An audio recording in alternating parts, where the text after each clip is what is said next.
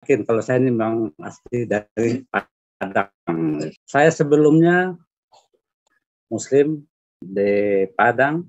Ya, orang mungkin tahu Muslim di Padang itu kan orangnya keras, dari keras, fanatik sekali. Saya orang yang paling benci dulu sama agama Kristen. Yesus itu siapa, saya atau masa bodoh sama siapa itu Yesus, saya juga tidak. Di Padang, ya orang mungkin tahu Muslim di Padang itu kan orangnya keras, dari keras, fanatik sekali.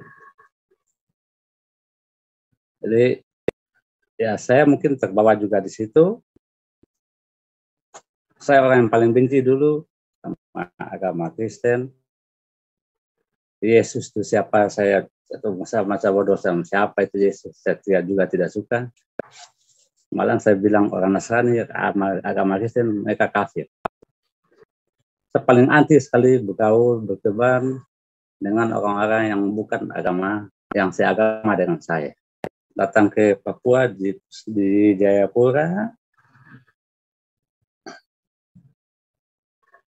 saya lihat masyarakat di sini hidupnya berdampingan, toleransi tinggi sekali. Islam, Kristen, Buddha, Hindu, mereka bisa duduk sama-sama, berbicara, makan sama-sama satu meja, tidak ada perbedaan. Malahan kalau di waktu umat Islam merayakan Idul Fitri, Lebaran, malah umat Nasrani, umat Kristen malah yang banyak ikut takbiran atau datang ke rumah-rumah bersilaturahmi. Begitupun sebaliknya di waktu Natal, malah kebanyakan masyarakat Muslim yang ikut acara pawai apa segala macamnya. Itu indahnya. Jadi perlahan-lahan di dalam hati saya yang dulunya saya benci sekali dengan agama Kristen, saya tidak pernah dengar bilang kafir di sini, tidak ada. Yang Islam bilang Kristen kafir, yang Kristen bilang kafir sama Islam atau agama yang lain, tidak ada. Makanya saya bilang, berarti dalam pemikiran saya yang selama ini yang menganggap agama yang selain agama Islam itu kafir, itu perlahan-lahan hilang sama dia. Saya tidak mau kamu pindah agama gara-gara laki-laki. Kalau kamu mau jadi mualaf, silakan sendiri. Saya tidak mau jadi saksi, tidak mau mualaf sendiri. Akhirnya dia pergi mualaf sendiri. Seiring dengan berjalannya waktu, istri mualaf, kami nikah, mualaf, nikah secara Islam. Pertama hari itu mualaf, istri dia langsung pakai jilbab. Rasa keingintahuan saya untuk mencari atau untuk mengenal yang namanya Yesus. Saya biarkan saja berjalan begitu. Mereka menyanyi, istri kaget. Dan benar, apa tidak salah? Yang saya buka jilbab, kita ke gereja. Tidak, kita di gereja. Betul, iya betul. Hari Minggunya, ya, minggu ketiga itu, saya dikasih bangun pagi, tapi istri sudah siap mau pergi ibadah. Jadi Ibu Gembala bertanya, karena dia melihat saya, gembalanya tahunya, saya dipanggil sama istri, dia bertanya, kita bercerita sedikit-sedikit, cerita apa kan? Saya bercerita. Saya bercerita, Ibu Gembala bilang, ayo mari kita berdoa. Jadi kita berdoa, tangan saya begini. Saya tidak tahu cara berdoa, tapi puji Tuhan, tangan saya dikekap ini sampai selesai. Saya buka tangan tidak bisa buka. Sampai selesai berdoa, hilang amin, lalu tangannya bisa lepas. Shalom, puji Tuhan. Tidak ada yang mustahil bagi Tuhan Yesus. Asal kamu percaya, asal kamu yakin, asal kamu punya iman. Dengan jelas Alkitab mengatakan, iman sebesar biji sesawi dapat memindahkan gunung. Apa yang tidak mungkin bagi Allah? Apa yang tidak bisa dilakukan oleh Allah? Semuanya bisa, saudara-saudara.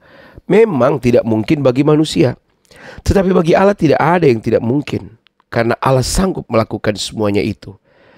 Seorang yang sangat fanatik, seorang yang suka mengata-ngatai Kristen, kafir, bahkan dia sangat membenci kekristenan, berasal dari Padang, Sumatera Barat. Namun Tuhan menjamah dia, Tuhan memulihkan, Tuhan merestorasi hatinya. Sehingga dari kebenciannya kepada kekristenan, dia dimelekkan matanya, dibukakan matanya oleh Tuhan.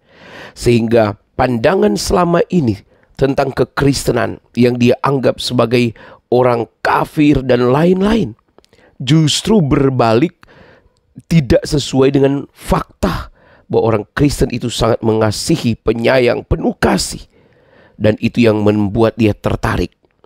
Bahkan yang mengherankan, dia sebagai seorang Muslim, dia menikah wanita Kristen itu ikut dia menjadi mualaf. Saudara-saudara, yang mengherankan, tanpa ada mendung, tanpa ada tanda-tanda, tiba-tiba dia sendiri yang menyuruh istrinya untuk kembali lagi kepada Yesus Kristus. Bahkan dia sendiri ikut minta dibaptis.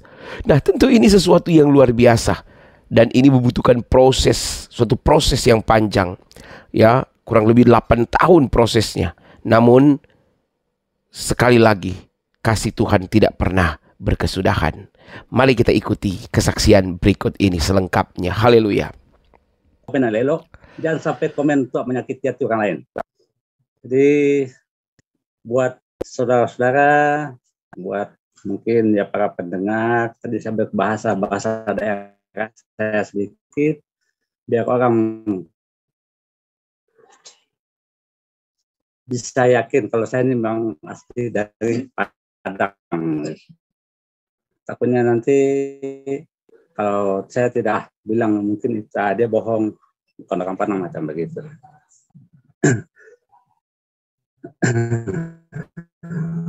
Jadi di nama Tuhan, kesaksian yang paling buat saya hingga saat ini, CHL TV ini buat kesaksian. Itu kesaksian saya yang paling utama sekali. Di nama Tuhan, saya sebelumnya Muslim di Padang. Ya, orang mungkin tahu Muslim di Padang itu kan orangnya keras, dari keras, fanatik sekali. Jadi ya saya mungkin terbawa juga di situ. Saya orang yang paling benci dulu sama agama Kristen. Yesus itu siapa, saya atau masa bodoh sama siapa itu Yesus, saya juga tidak suka. Malah saya bilang orang Nasrani, agama Kristen mereka kafir.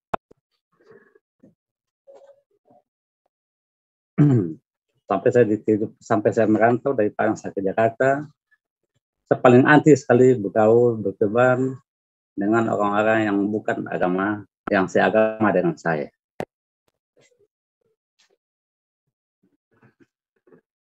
Di kehidupan di sana, di Jakarta, akhirnya mungkin Tuhan bawa saya tahun 2003, saya masuk ke Papua. Di Papua saya tahu sebelumnya di Papua ini kan mayoritas masyarakat beragama Kristen. Saya masuk ke sini, datang ke Papua di Jayapura. Saya lihat masyarakat di sini hidupnya berdampingan. toleransi tinggi sekali. Islam, Kristen, Buddha, Hindu, mereka bisa duduk sama-sama, berbicara, makan sama-sama satu meja, tidak ada perbedaan. Malahan kalau di waktu umat Islam merayakan Idul Fitri, Lebaran, malah umat Nasrani, umat Kristen malah yang banyak ikut takbiran atau datang ke rumah-rumah bersilaturahmi. Begitupun sebaliknya di waktu Natal, malah kebanyakan masyarakat Muslim yang ikut acara pawai apa segala macamnya. Itu indahnya. Jadi perlahan-lahan di dalam hati saya yang dulunya saya benci sekali dengan agama Kristen,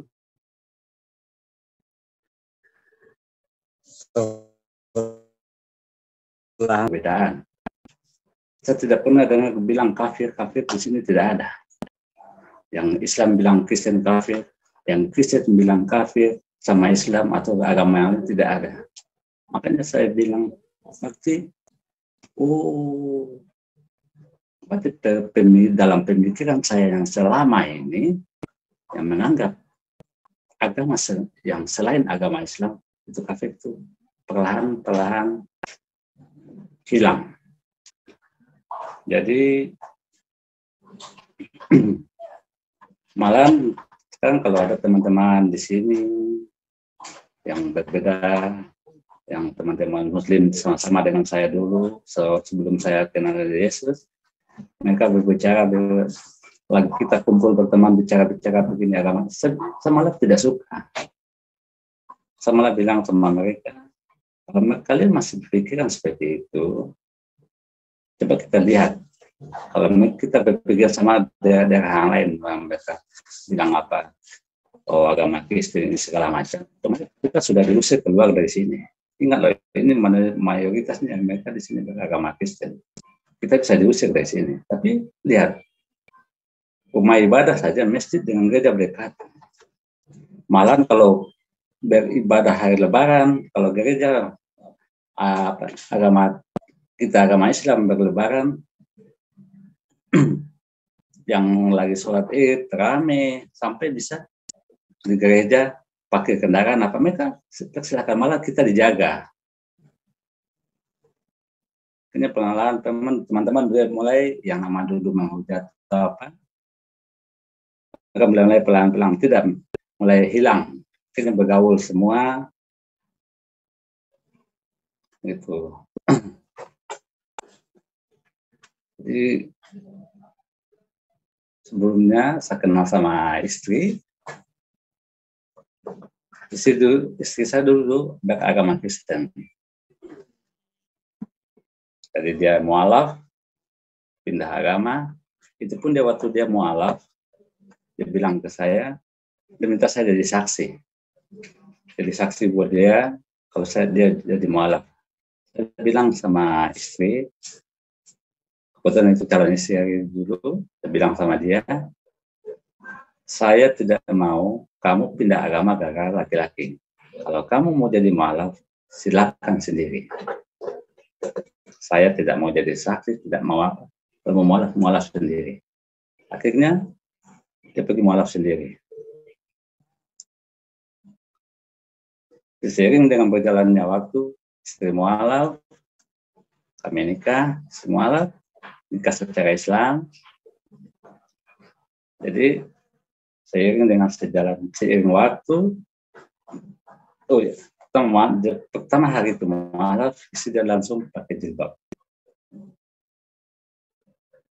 Jadi seiring waktu, pada mungkin sekitar 7 tahunan atau 8 tahunan, istri jadi mualaf. Kami punya ada usaha kecil-kecilan, warung makan. Kebetulan ditempatkan warung makan banyak sekali para hamba-hamba Tuhan yang datang. bersilaturahmi, makan, sharing-sharing cerita dengan kami, bercerita apa. Tapi saya belum ada niat di hati saya itu mau ingin tahu siapa Yesus itu. Saya tidak ada sama sekali. Padahal hamba Tuhan ini memang kurang hebat semua. Bawa firman, bernyanyi penyembahan, nyanyi puji-pujian. Saya senang dengan lagu-lagu itu. Mungkin karena ini mungkin sudah jalannya Tuhan, lawatan Tuhan, saya juga tidak tahu. Tapi tidak ada rasa keingintahuan saya untuk mencari atau untuk mengenal yang namanya Yesus. Saya biarkan saja berjalan begitu. Mereka menyanyi, mau datang ke tempat saya tempat saya jualan, bercerita, ngobrol, mas, biasa disediakan. Temannya kita jualan, ya siapapun tamu yang datang kita akan layani. Singkat cerita, pertengahan minggu ketiga Januari 2021. Itu saya mendengar suara, mungkin bisikan atau bagaimana, saya dengar di telinga kanan saya mendengar lagu dari Said. Saya dengar terus lagu bagus. Jadi paginya saya tanya sama istri, tolong putarkan lagu ini, cari lagunya begini. Ada istri cari lagunya, ini dia dapat, dia putar, engkau lah dari saya. Dengar, iya ini. Jadi istri tanya, kenapa? Ini kenapa? Dari malam sampai pagi, lagu ini yang terdengar terus di telinga. Istri sampai kaget. Yang benar, iya. Jadi habis itu saya ambil pusing, malamnya saya jualan lagi. Nah, kenapa malam itu ada juga hamba Tuhan yang datang, biasa bercerita dengan saya apa. Selesai jualan, saya bilang sama istri, itu hari Kamis saya bilang sama istri.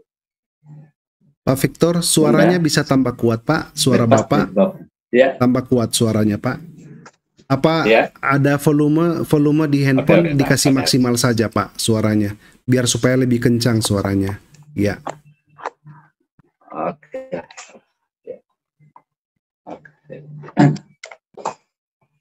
Begitu. Jadi saya bilang sama istri, buka jilbabmu, hari Minggu kita gereja.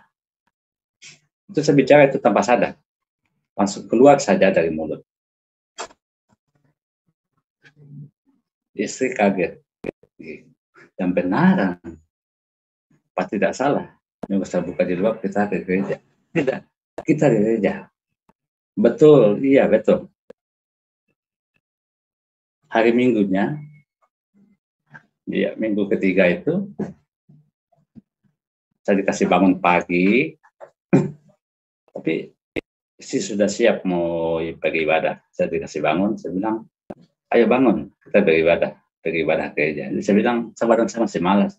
Saya bilang, pergi sudah sendiri. Istri sampai bilang, betul saya sendiri pergi gereja, tidak apa-apa, silakan, kamu beribadah, pergi sudah. Istri pergi gereja, saya di rumah. Apa tidak ada? Maksudnya tidak ada perasaan bersalah atau apa, istri tidak ada. Mati itu pelong saja gitu. Sampai istri pulang gereja, dia bercerita, dia dapat firman apa semua.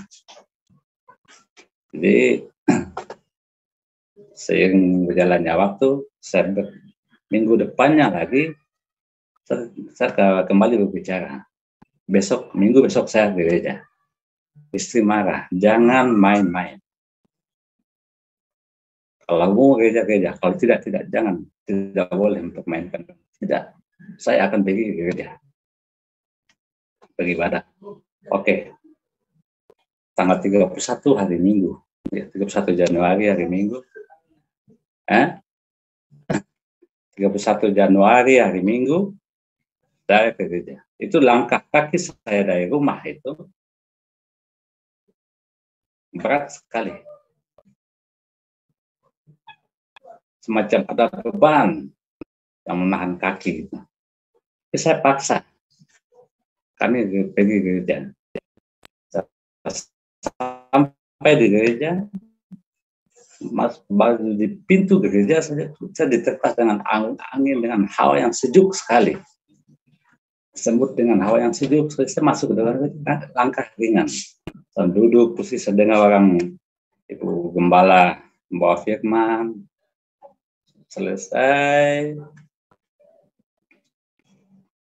beribadah, sebelum kami mau pulang, Ibu Gembala bertanya, karena dia melihat saya, karena kita tinggal di daerah kompleks di situ. Ibu Gembalanya tahunya, saya dipanggil sama istri, dia bertanya, kita bercerita sedikit-sedikit, cerita apa kan? Saya bercerita. Saya bercerita, Ibu Gembala bilang, ayo mari kita berdoa. Jadi kita berdoa, tangan saya begini. Saya tidak tahu cara berdoa, tapi puji Tuhan, tangan saya dikekap ini sampai selesai. Saya buka tangan tidak bisa buka. Sampai selesai berdoa, hilang amin, lalu tangannya bisa lepas. Jadi saya bilang sama Ibu, malah saya bertanya sama istri, tangan saya berat sekali tidak bisa dibuka. Ada tangan yang lebih besar, makanya Bapak tidak bisa buka tangan tadi. Jadi setelah pamit, kami pulang. Jadi saya keluar melangkah dari pintu gereja buat pulang. Saya berjalan itu semacam bukan berjalan di tanah, kayak melayang gitu. Saya bilang sama istri, saya bilang sama istri, Bunda, kayaknya jalan kayak bukan menginjak tanah lagi nih, ringan sekali. Jadi istri bilang, wow, jalan injak tanah kan? Maksud bilang jalan tidak injak tanah. Iya, ringan sekali. Jadi ada yang para Mbak Tuhan, anak-anak rohani, mata rohani, mereka bilang, saya berjalan itu di atas awan, selimuti dengan awan putih. Itu yang mereka lihat. Tapi saya tidak tahu, karena mata saya memang tidak bisa lihat. Cuma itu yang saya dapat lihat. Saya dengar, para anak mata rohani. Jadi selepas pulang ke gereja, sampai di rumah, saya berdua sama istri, kita sering firman di bawah di gereja tadi, kita bahas di rumah. Tiba-tiba dari mulut saya keluar kata, saya mau baptis. Istri sampai kaget, sampai mungkin ada 10 kali atau 15 kali dia bertanya, betul mau baptis? Iya. Sampai baptis bukan main-main, jangan asal tidak. Saya mau baptis. Oke, kalau begitu. Kemudian minggu depan kita bicara sama Ibu Gembala. Oh ya.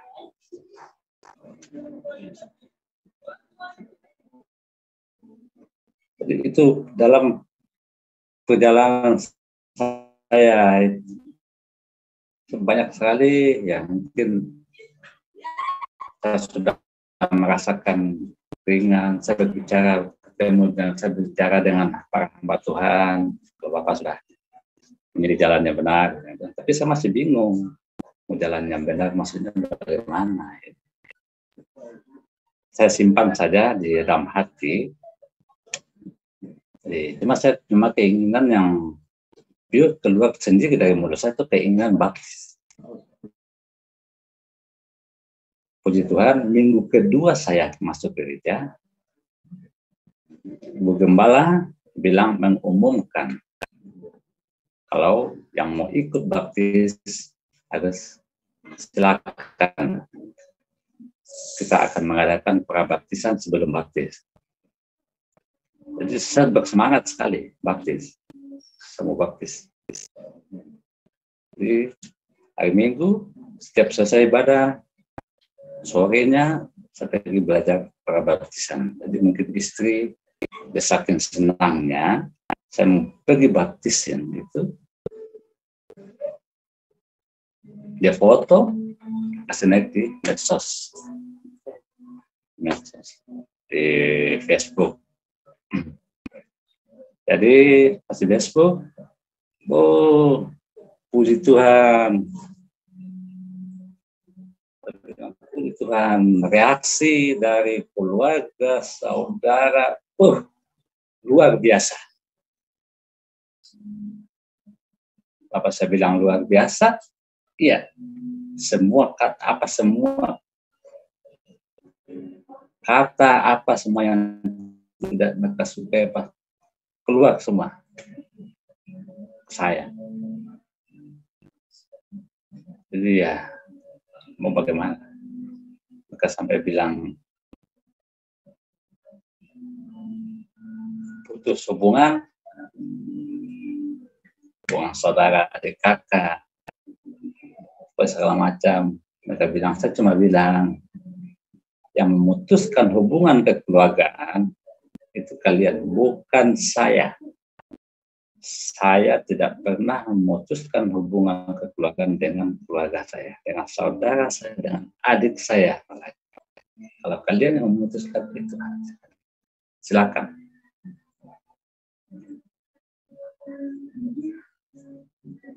Mereka di Padang sana, mereka benci sekali.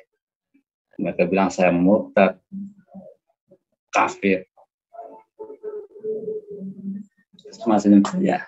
Saya cuma bilang ya terima kasih. Memang ini sudah jalan saya.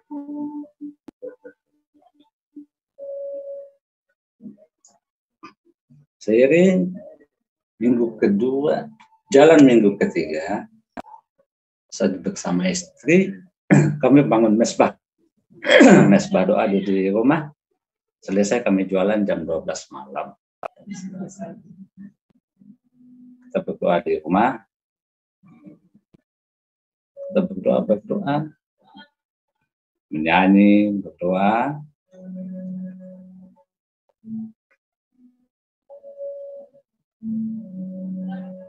Saya melihat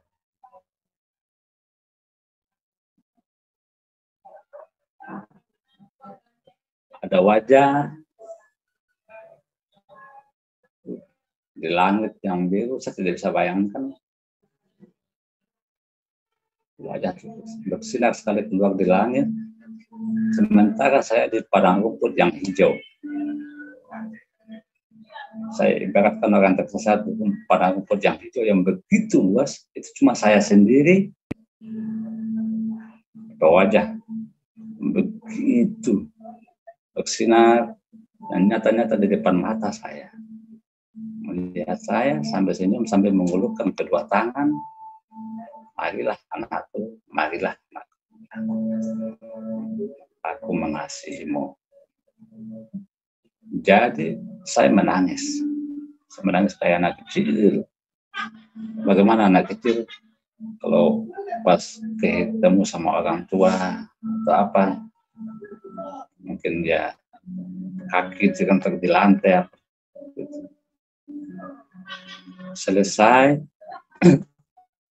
berdoa, istri bertanya, saya kok kenapa? Kok menangis kenapa? Kok menangis kayak anak kecil?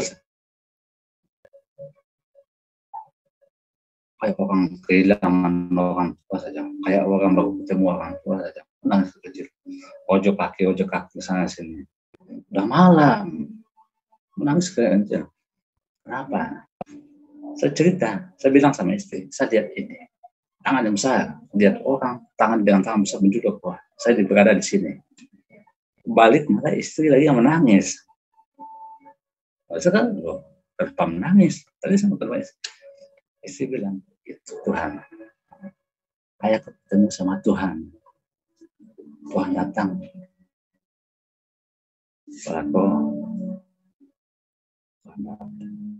Saya tidak percaya.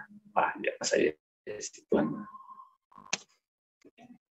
Malam itu juga kita bertelepon hamba Tuhan, tentunya hamba Tuhan cerita itu, ya itu Tuhan. Besok saya bertanya sama orang Muslim yang kenal orang Muslim, saya bertanya pernah ketemu sama Tuhan, maka malah mereka menertawakan saya. Tidak, siapa yang ketemu sama Tuhan? Tidak ada, sembarang saja. Ya. Kemudian saya bertanya lagi para hamba Tuhan, mereka tetap bilangnya itu, apa kesemutan Tuhan Yesus?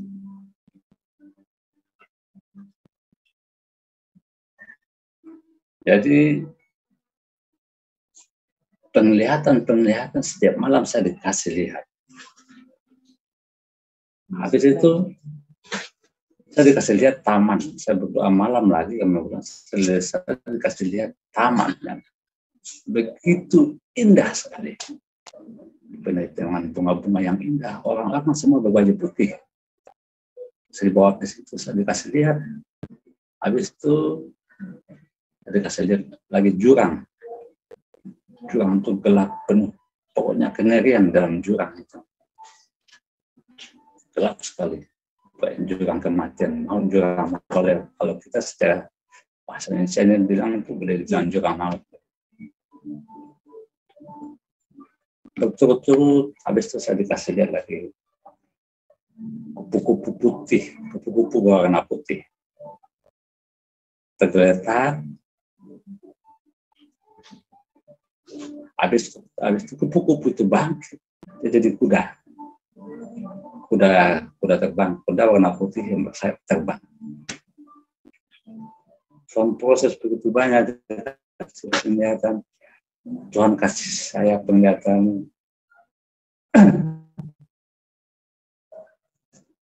orang dibaptis itu orangnya pakai baju rompi warna hitam coklatan, habis itu rambut dia ke atas diikat. Di depan orang itu, orang turun tangga, celup dayak naik. Saya di seberang sana, saya lihat. Saya dikasih penglihatan lagi. Saya berada di pondok, orang ramai datang ke saya, pelayanan, itu saya dikasih penglihatan. Jadi begitu penglihatan dikasih lihat ke saya, bingung saya pikir, apa ini arti semuanya ini apa? Bertanya para hamba Tuhan, dari hamba Tuhan cuma bilang satu, puji Tuhan, Tuhan akan pakai Bapak luar biasa. Hampir semua hamba Tuhan bilang begitu. Kemudian saya bertanya lagi sama penguatkan saya lagi, saya bertanya sama gembala saya. Gembala bilang, Tuhan akan pakai Bapak luar biasa. Bapak akan menyelamatkan bukan satu orang tapi ribuan orang, tapi dari seberang. Itu yang kata-kata dari gembala yang saya ingin.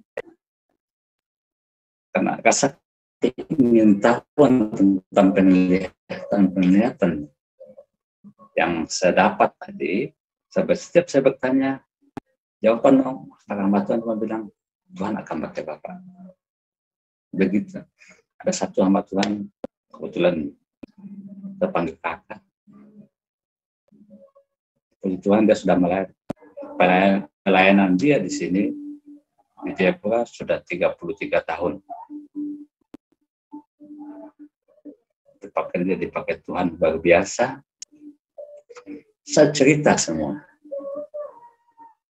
Saya cerita, dia bilang, dia penglihatan yang pertama yang Tuhan kasih ke saya selesai, itu dia bilang, ya, itu Yesus di agama Kristen, yang Bapak lihat itu Isa Al-Masih di agama Islam. Di agama Islam bilang Isa Al-Masih, Kalau kita di agama sekarang, Yesus Kristus, iya betul, dia datang ke Bapa, dia sendiri yang datang ke Bapa. Jadi bahagia Bapak sudah ketemu dengan dia. Bapak percaya kalau dia itu hidup. Sambil bercerita, kakak perempuan ini, hamba ini bilang, ya, itu Roh Kudus berbicara. Ya. Sambil dia bicara, firman Tuhan ke saya, Yohanes 14 ayat 6. Akulah jalan kebenaran dan hidup. Akulah jalan dan kebenaran dan hidup. Tidak ada seorang pun yang bisa sampai kepada Bapa tanpa melalui aku. Itu pertama firman yang saya dapat. Melalui hamba ini.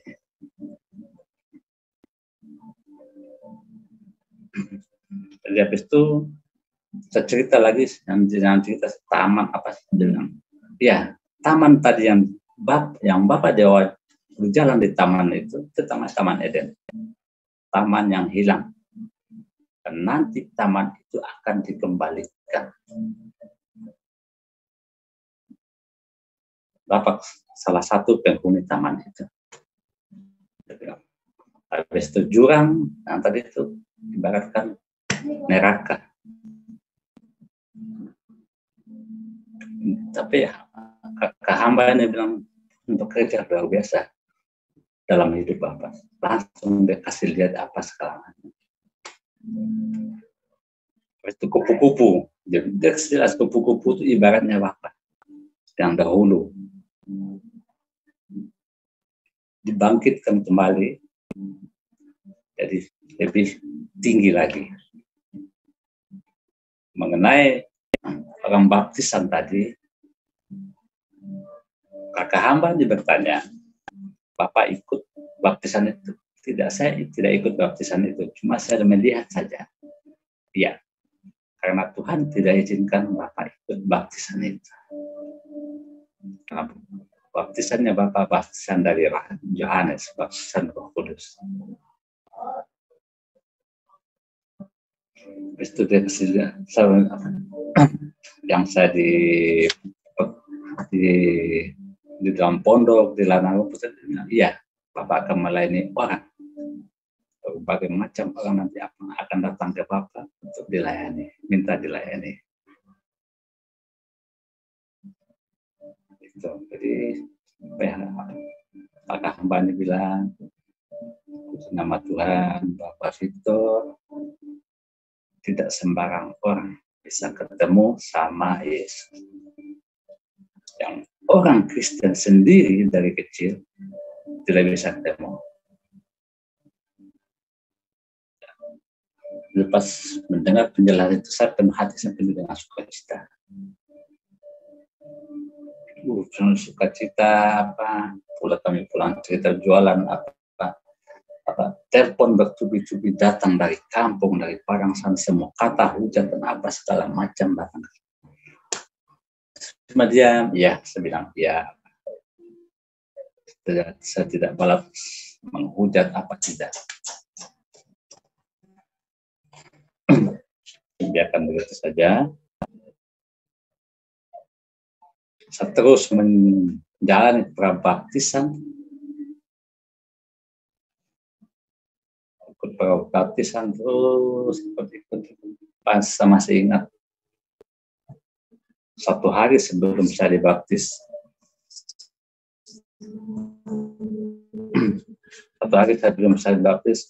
saya diruqyah ada.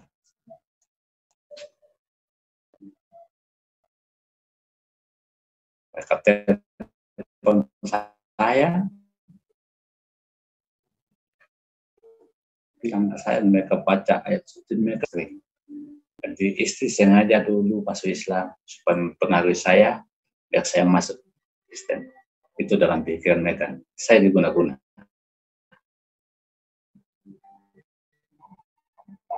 Mereka biasa pakai ayat-ayat Al-Quran setengah jam sampai mereka baca semua melalui telepon. Selesai mereka baca Al-Quran, malam balik saya bertanya, sudah selesai, Mereka jawab, sudah. Terus mereka bilang, apa yang dirasakan? Saya tidak rasa apa-apa. Masa iya. Terus ayat-ayat ini mereka pakai untuk orang kesurupan, apa yang kuasai roh-roh jahat, apa semua itu yang mereka pakai. Buat saya, karena mereka bilang saya orang kesurupan. Masa diracuki oleh jin yang tidak baik hingga saya berpindah agama. Tapi habis itu saya bilang, saya tidak rasa apa-apa. Habis itu mereka tanya ke saya, oke, kalau di agama Kristen ada nggak bacaan atau mungkin kata-kata kalau orang kesurupan, bagaimana cara mengusir kasih keluar jin atau yang jahat-jahat dari tubuh itu kalau memang orang kesurupan? Ada. Mau dengar? Iya. Apa Maya? Cuma bilang, dalam nama Yesus, darah Yesus berkuasa menyucikan tubuh, jiwa, serta roh. Baru sampai di situ. Yang tadi mereka bilang, stop, sudah. Gak usah dilanjutkan. Sebetulnya kenapa? Masih ada lanjutannya, masih ada. Tadi saya sampai selesai dengarkan tadi. Rukiah tadi saya sampai selesai. Kenapa ini? Masih ada lanjutan. Stop, sudah selesai. Sudah. Gak usah teruskan. Ya. Sudah. Kalau memang tidak bisa diteruskan, ya sudah tidak apa-apa. Puji nama Tuhan. Kata-kata yang tadi yang saya bilang tadi itu saya tidak pernah dengar sebelumnya.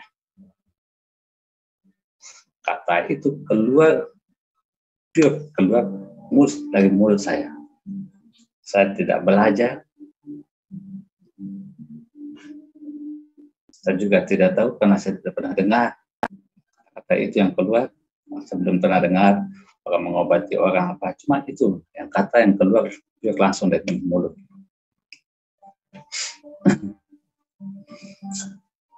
Saya baptis tanggal 3 dengan 2 atau 3? 3 ya. 3 pas saya baptis 3 April 2021 ya. Kebetulan itu hujan deras. Pagi itu hujan deras. Puji nama Tuhan. Ini yang kesaksian dari istri, orang yang lihat pas baptisan itu, dibaptis, saya masuk ke dalam air, itu ke dalam keadaan cuaca hujan. Saya baptis, kami ada baptis ada sekitar 17 orang. Saya baptis, nama saya yang ketiga, panggil. Saya masuk, saya injakkan kaki ke dalam air. Itu sudah kuasa Tuhan yang namanya hujan tadi, pelan-pelan berhenti. Berganti dengan suasana di langit itu mulai cerah.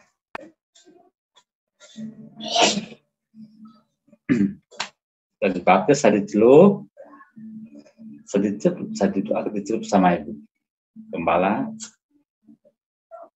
Habis dibangkitkan dari air, terus saya lihat cahaya putih. Begitu terang sekali jatuh ke muka saya. Sampai saya hampir terdorong ke belakang. Putih. Saya nggak bisa bedakan. Tidak bisa membayangkan putihnya seperti apa. Karena putih itu saya tidak pernah lihat. Putih sekali. Selesai itu, ibu gembala tumpang tangan di kepala saya. Saya didoakan. Saya saat didoakan buka saya. Amat sekali saya pun masih bingung. Selesai saya baptis. Ibu gembala datang bilang ke saya, Bapak Victor, besok hari Minggu, Bapak saksi di gereja. Saya bingung. Saya mau bersaksi apa? Saya bilang tanya sama istri, dia bilang, Ibu Gembala suruh bersaksi. Bersaksi apa? Istri bilang, tanya sama Ibu Gembala. Bersaksi apa? Saya tanya sama Ibu Gembala. Ibu Gembala bilang, Bapak bersaksi tentang ini. Apa yang Bapak lihat? Saya juga. Saya besoknya hari Minggu saya bersaksi di gereja. Puji nama Tuhan. Tuhan berkenan. Saat kami berdua selesai bersaksi, lagi berbicara, kita bicara dengan istri, dan ada kemuliaan Tuhan. Nyata, menampakkan malaikat Tuhan mendampingi kami berdua. Ada fotonya juga, ada video, ada foto. Cuma videonya memang susah diambil, cuma ada fotonya. Seiring berjalannya waktu, banyak perubahan yang Tuhan buat saya.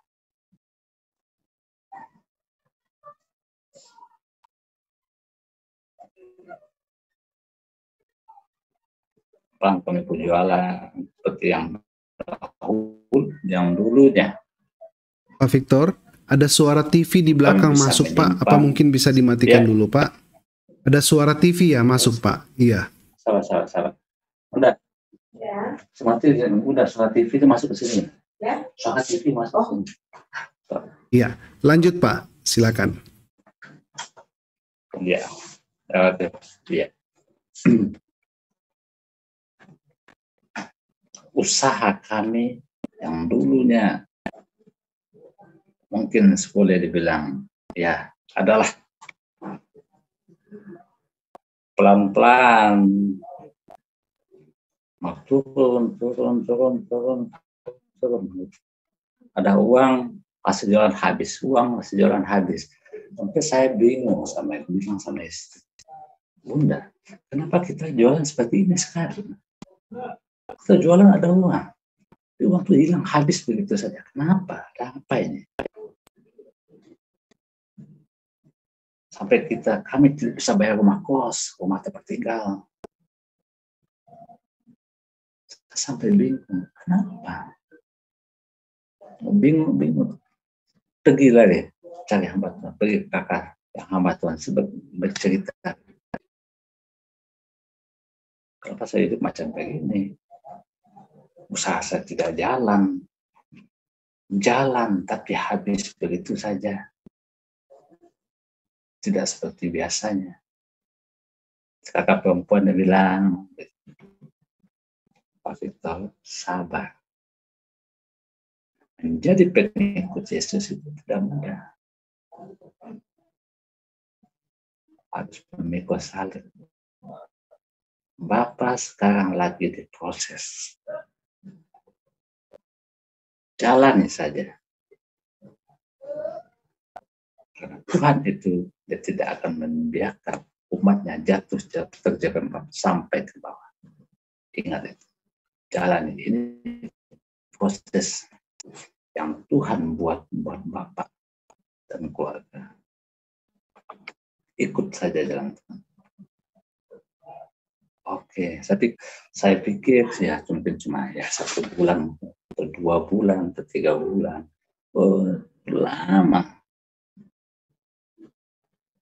Lama sekali. Sampai kami diusir keluar dari rumah kos. Tidak sanggup bayar uang kos. Pada kami jualan, punya usaha. Usaha malam jualan uang. Besoknya habis, nggak tahu habis belanja apa, habis bersih.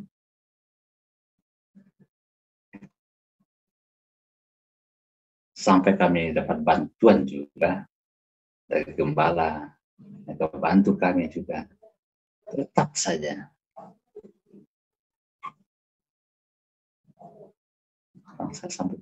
Saya sampai karena saya sudah sampai 5 bulan berjalan sampai mandek semuanya, sampai karena saya tidak kuat, jujur saya, karena saya tidak kuat, saya sampai bilang sama istri, saya kembali, tidak mau hidup macam begini, susah begini, saya tidak. Istri sampai menangis, jangan pernah bicara seperti itu, karena saya sudah emosi apa segala macam. Bahwa saya bergembala bercerita, gembala Bapak itu, ini proses yang harus Pak jalani, ini harga yang harus Bapak bayar jadi pengikut Tuhan Yesus. Tapi Bapak harus percaya dan yakin di ujung sana ada sesuatu yang besar yang Tuhan sediakan buat Bapak. Percaya saja, jangan pernah bicara seperti itu. Ingat, Alkitab bilang kesusahan hari ini cukup hari ini. Jangan pernah punya pikir seperti itulah. Jalani.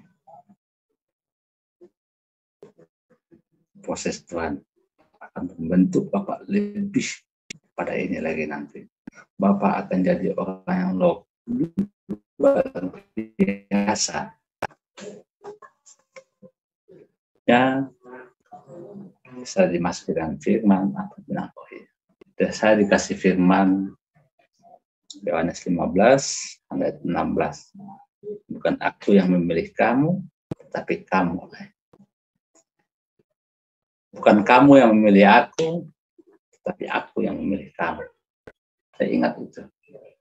Hamba Tuhan bilang. Jadi tidak akan sia-sia.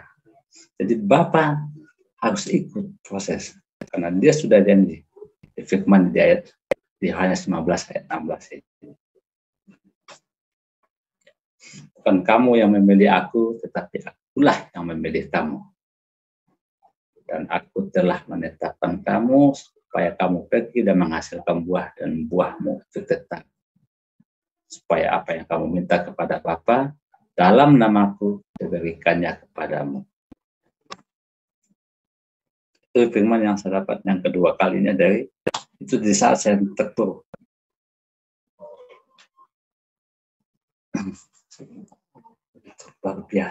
Luar biasa. Ya. Sering berjalannya waktu saya sering ikut persekutuan doa, seperti ikut persekutuan doa, gereja, ibadah, persekutuan doa, pokoknya acara gereja saya ikut. Di kakak perempuan ini yang sudah melayani hamba, sudah jadi pelayan Tuhan, sudah jadi hamba sampai 33 tahun. Di situ juga Roh Kudus berbicara melalui kakak. Saya dibaptis dengan roh dan api. Dan itu sendiri saya lihat tangan besar di atas kepala. Kakak perempuan bicara melalui Roh Kudus, berbicara melalui kakak perempuan hamba Tuhan ini. Saya dibaptis dengan roh dan api. Kebetulan setelah itu kedengaran suara Roh Kudus berbicara melalui kakak perempuan, inilah anak yang kau kasih, kepadanya lah aku berkenan. Selesai itu, saya kaget. Selesai ikut ibadah, terus kita saya berbicara dengan istri, Bunda, bukan perkataan yang itu, inilah anak yang kau kasih, padanya lah aku bilang, itu kan buat Tuhan Yesus saja. Masa kita manusia juga bisa dapat begitu? Istri sendiri juga bingung. Akhirnya bertanya, pergi ibadah, bertanya sama gembala. Saya ibadah tanya gembala, saya bilang, saya berbicara, saya ikut persekutuan doa, jadi Roh Kudus berbicara melalui hamba ini, bicara seperti ini, saya gembala bilang senyum kepada saya. Iya, itu Roh Kudus yang berbicara. Dia pakai tubuh perempuan hamba ini. Jadi tidak ada yang tidak mustahil bagi Tuhan.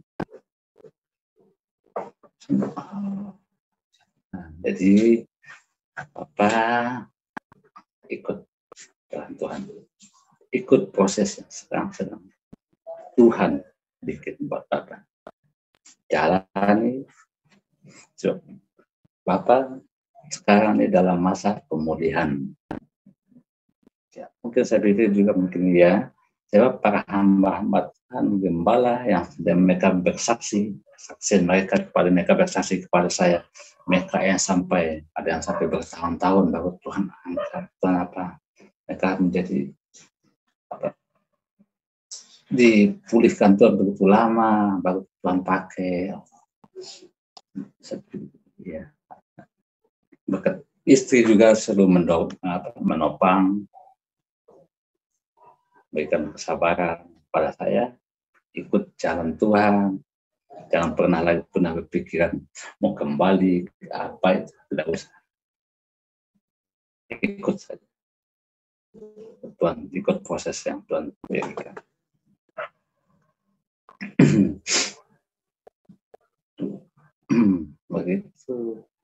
begitu banyak rintangan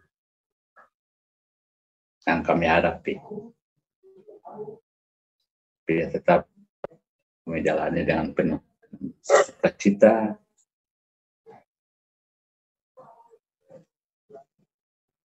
Tuhan bentuk, Tuhan ubah saya bersama istri begitu luar biasa.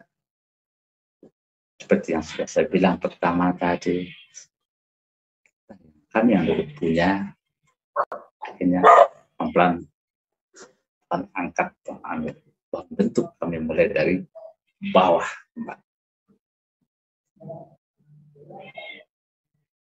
Bisa pernah mengalami kami tidak makan, bisa minum air, tapi tidak ada uang apa sama sekali kami.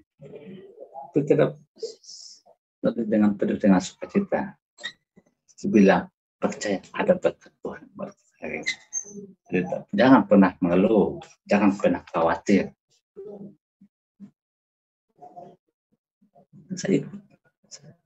Karena saya lihat istri saja mau susah, mau makan, tidak dia senyum berketawa terus. Saya bertanya, kenapa tidak pernah? Masih susah beli kamu senyum begini. Saya mau susah apa? Nah, Tuhan ada piara saya kok. Ada piara saya sampai sekarang. Mau susah apa? Bisa masih diberikan nafas kehidupan, itu yang paling utama. Berkat itu yang paling utama. Jadi itu pusat saya dikuatkan, jangan pernah khawatir. Dan berjalan. Jadi begitu banyak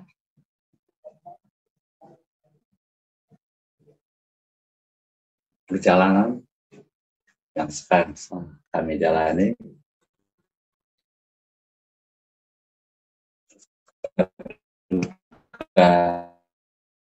Menjadi pengikut Yesus, Tuhan Yesus itu dia baik.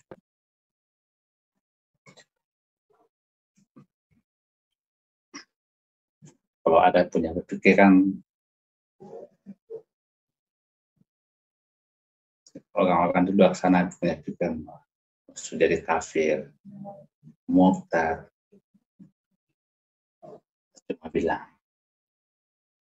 Tuhan Yesus memberkati. Pengajaran yang saya dapat juga berkuat dengan saya tidak membanding-bandingkan dengan doa atau apa. Saya dapat doa di sini yang bagus sekali, pengajaran Alkitab yang bagus sekali. Sampai saya bingung, saya kagum. Mengampuni kesalahan orang lain.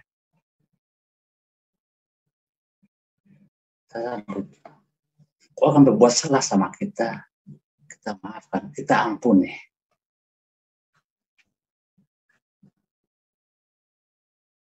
Luar biasa. Ini yang belum pernah saya dapat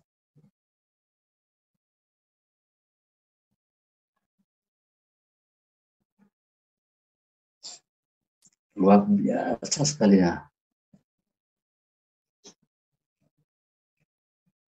Apalagi dua hukum. Namanya kasihlah Tuhan Allahmu, kasihlah sesamamu. Ya, sesamamu manusia seperti kamu mengasihimu sendiri. Itu tidak dapat. Baru di sini saya dapat. Keyakinan saya yang baru saya dapat. Kita bisa mengampuni orang sudah bikin salah, sudah bikin kita susah, sudah bikin kita menderita segala macam. Kita diajarkan mengampuni mereka, mendoakan mereka. Sesuatu yang luar biasa. Belum pernah saya dapatkan, belum pernah saya dengar dari ajaran, dari keyakinan saya.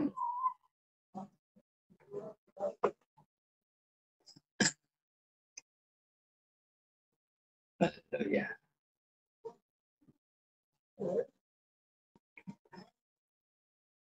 Seiring sejalannya waktu, sudah 1 tahun lebih, ya. Tuhan masih proses. Sebab saya masih belajar. Tuhan masih proses saya. Saya teringat satu buah lagu yang pas buat saya. Lagunya begini. Bagai bejana rusak di tanganku, dibentuk kembali berulang kali. Hidupku hampa, penuh dosa nestapa. Tuhan Yesus, tolonglah aku. Bentuklah aku sesuai rencanamu. Jadikan aku ciptaan baru. Oh Tuhan Yesus, tuntutlah langkahku agar aku selamat sampai. Laku buat saya, pas betul buat saya. Dalam keadaan saya sekarang, saya dibentuk, ditempa. Kayak Yeremia 18 ayat 1. Ya, ayat 1. Yeremia 18 ayat 45. Seperti saya baca. Ditempa masih ada orang lagi dihancur, ditempa kembali. Yang sekarang saya jalani. Saya tidak percaya, memang itu Tuhan tunjukkan ke saya.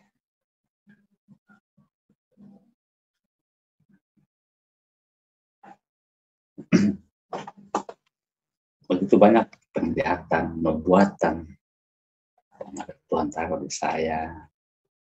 Jadi, tapi ternyata kan dibuat kota ini. Satu hal yang pasti, 2 minggu yang lewat, hari Kamis, kan, lihat pelang. Tanggal 4 Mei, jam 7 lewat.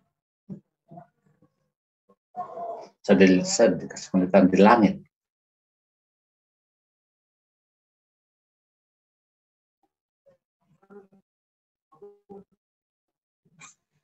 Penglihatan di langit, lihat di langit, pelangi.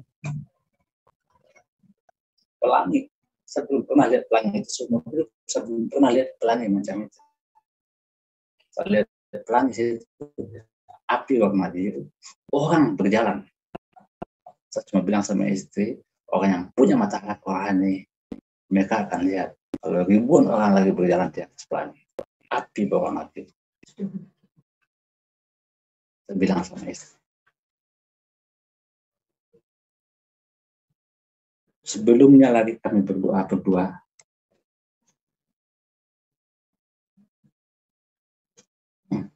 Kami berdoa biasa jam 6 dan 6 sore kami biasa berdoa. Mesbah keluarga berdoa jam 6 sore. Kami biasa ketika biasa kami bernyanyi, lagu pujian, penyembahan, baca firman, berdoa. Pas lagi berdoa, sementara lagi berdoa, saya melihat orang turun dari atas. Ribuan orang berbaju putih. Turun ramai-ramai. Dengan satu orang pimpinan berdiri di sebelah saya. Matanya tajam melihat ke depan. Sudah mengerti apa maksudnya, saya juga belum bertanya, tidak mengerti apa. Selesai kami berdoa, saya duduk diam. Saya duduk diam, ada 5 menit. Tapi saya bicara sama istri. Bunda, hari penghakiman sudah dekat. Jadi bersiap-siap.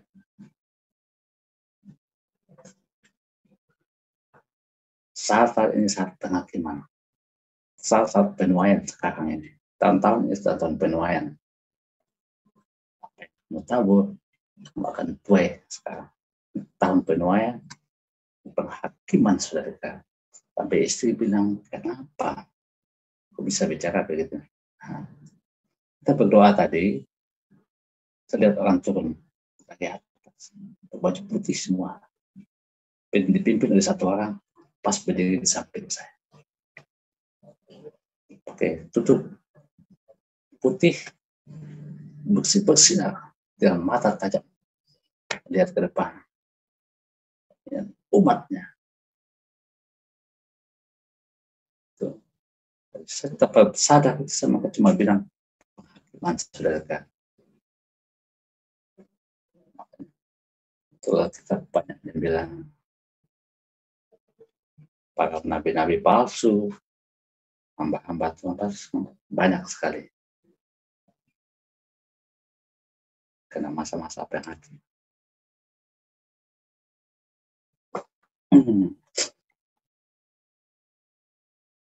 Bisa bilang, bicara, mungkin juga bicara dengan teman. Mungkin para pendengar di sini, marilah kita sama-sama kembali ke jalannya, sama-sama berdoa.